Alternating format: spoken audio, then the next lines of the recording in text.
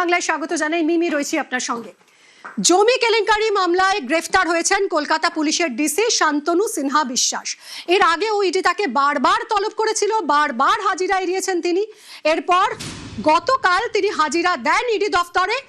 10.5 ঘন্টা ধরে তাকে টানা জেরা করে ইডি এবং তারপর গ্রেফতার হন শান্তনু সিনহা বিশ্বাস। এখন প্রশ্ন হচ্ছে যে কে এই শান্তনু সিনহা বিশ্বাস, কেন তাকে ইডি বারবার ডেকে পাঠিয়েছে, আর কেনই বা তিনি হাজিরা এড়িয়েছেন, কেনই বা তাকে গ্রেফতার করা হলো, সবকিছু জানবো আরো ডিটেলে। আমার সঙ্গে রয়েছেন সরাসরি নিউজ 18 বাংলার এডিটর ইনপুট কমলিকা সেনগুপ্ত। কমলিকা, এই শান্তনু সিনহা বিশ্বাসকে নিয়ে এর আগে অনেক জল্পনা হয়েছে, তাকে বারবার ইডি ডেকেছে, তিনি বারবার হাজিরা এড়িয়েছেন। অবশেষে গতকাল তিনি এলেন, তাকে টানা জিজ্ঞাসাবাদ করা হলো এবং গ্রেফতার হলো। কিন্তু প্রশ্ন হচ্ছে যে কে এই শান্তনু সিনহা বিশ্বাস, কেন তাকে বারবার তলব করা হচ্ছে, কি কি অভিযোগ রয়েছে এই মুহূর্তে তার বিরুদ্ধে? দেখো, তাকে কোর্টে প্রডিউস করা হচ্ছে এবং ইডি তারা যে সমস্ত জিনিসগুলো পেয়েছে সেগুলো কোর্টে তাদের সামনে রাখা হবে। কিন্তু একজন কলকাতা পুলিশের ডেপুটি কমিশনার শান্তনু সিনহা বিশ্বাস, সে কে এবং এই শান্তনু বিশ্বাস কেন এতদিন ধরে পালিয়েছিল? যখন আগের শাসক দল ছিল তখন এই শান্তনু বিশ্বাস কতটা প্রভাবশালী ছিল সেইটার জন্য বলা যেতে পারে আমরা একটা সমীক্ষা করি। আমরা বিভিন্ন পুলিশ অফিসারের সঙ্গে কথা বলি, তারা কনস্টেবল থেকে শুরু করে এসআই থেকে শুরু করে ওসি থেকে শুরু করে ইভেন আইপিএস অফিসারদের সঙ্গে কথা বলা হয়। তাতে যেটা জানতে পারা যায় সেটা কিন্তু ভয়ঙ্কর। কীরকম?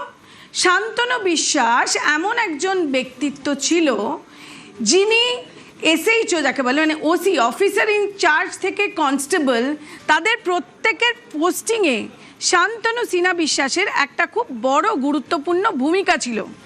এবং ওসি থেকে কনস্টেবল তারা প্রত্যেকেই কোথায় কে পরের পোস্টিং পাবে তার জন্য তাকে বিভিন্নভাবে খুশি করেছে।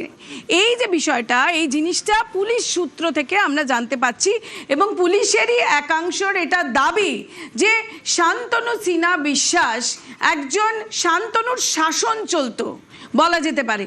একদিক থেকে পুলিশ পোস্টিংয়ে তিনি একটা খুব বড় হোতা ছিলেন বলা যেতে পারে। তাছাড়া যে ধরনের দুর্নীতিতে যে ধরনের টাকা বিভিন্ন জায়গায় তোলা হতো বলে বিভিন্ন পুলিশ অফিসার আমাদের কাছে অভিযোগ করেছে, সেই টাকাটা কিন্তু শান্তনু সিনহা বিশ্বাসের কাছে পৌঁছতো, এটাও পুলিশ সূত্র থেকে আমরা জানতে পারছি। সুতরাং শান্তনু সিনহা বিশ্বাস যখন গ্রেফতার হলেন, পুলিশের একাংশ কিন্তু খুব খুশি এবং আইপিএস অফিসারদের পর্যন্ত প্রভাবিত করার চেষ্টা করত শান্তনু সিনহা বিশ্বাস যে তিনি পোস্টিং করিয়ে দেবেন। এতটাই প্রভাবশালী ছিলেন কমলিকা শান্তনু সিনহা বিশ্বাস, এতটাই প্রভাবশালী ছিলেন। এবার একটা ভিডিও দেখাবো, পুরনো একটা ভিডিও, সেখানে শান্তনু সিনহা বিশ্বাস কি বলেছেন শুনুন। কোন সিভিক ভলেন্টিয়ার ভাইদের আমি বলছি, এমন কোন কাজ করবেন না যাতে আমাদের মাননীয় মুখ্যমন্ত্রী যিনি আমাদের মা তার মাথা নিচু হয়ে যায়। কোন সিভিক ভলেন্টিয়ার ভাইদের আমি বলছি, এমন কোন কাজ করবেন না যাতে আমাদের মাননীয় মুখ্যমন্ত্রী যিনি আমাদের মা তার মাথা নিচু হয়ে যায়।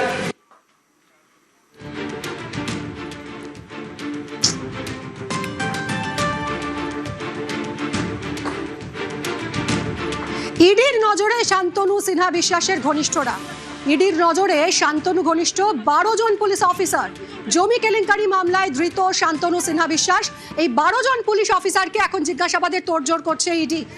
রয়েছে আমার সঙ্গে অনুপ, এই যে 12 জন এখন ইডির স্ক্যানারে, কেন?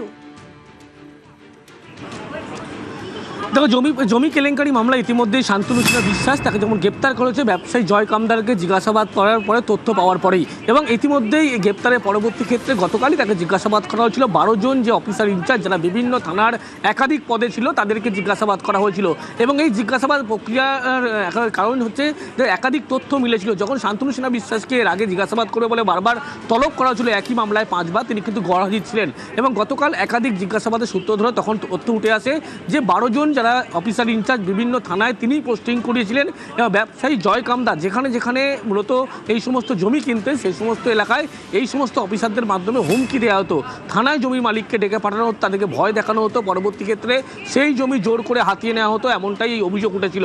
ইতিমধ্যেই গতকাল যে জিজ্ঞাসাবাদ, সেই জিজ্ঞাসাবাদে 12 জন এই পুলিশকর্মী তারা কারা ইতিমধ্যেই তাকে জিজ্ঞাসাবাদ করা হয়েছিল। যদিও তিনি সেই পোস্টের কোনো রকম যেমন ইতিমধ্যে উত্তর দেননি, তারই পাশাপাশি ইডির কাছে বেশ কয়েকজনের নাম ইতিমধ্যে উঠে এসেছিল।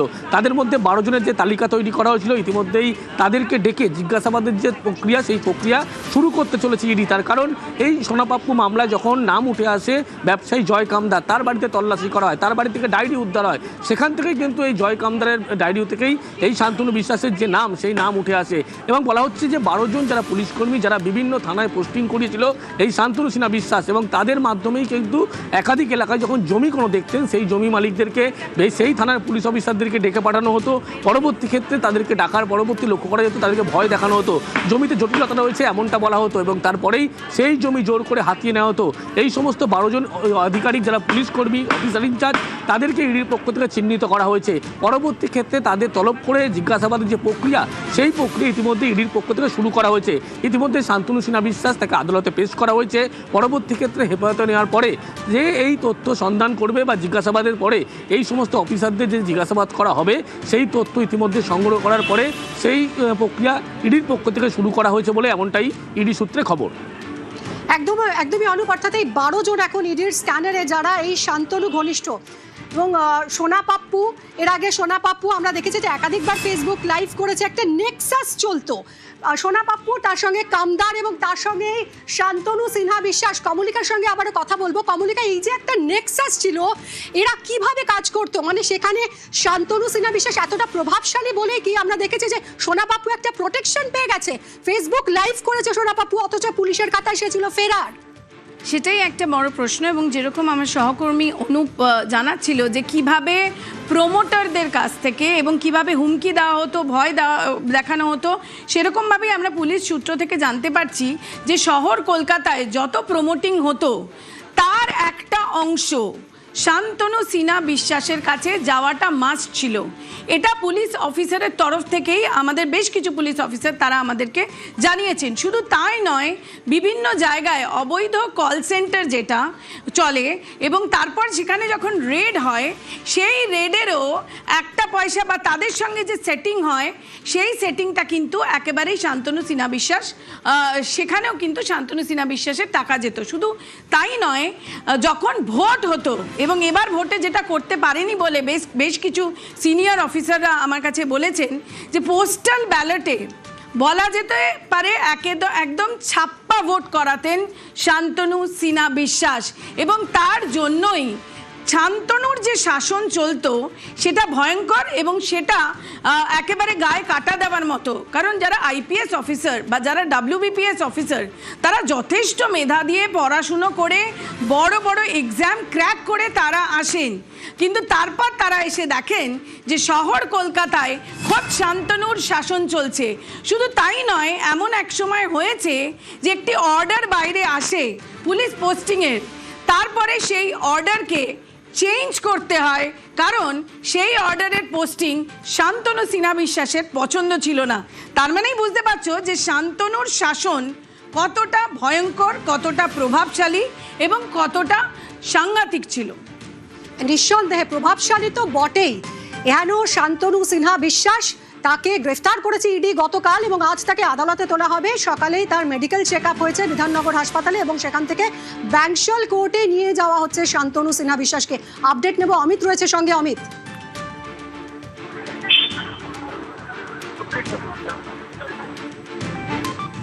অমিতের সঙ্গে কথা বলবো।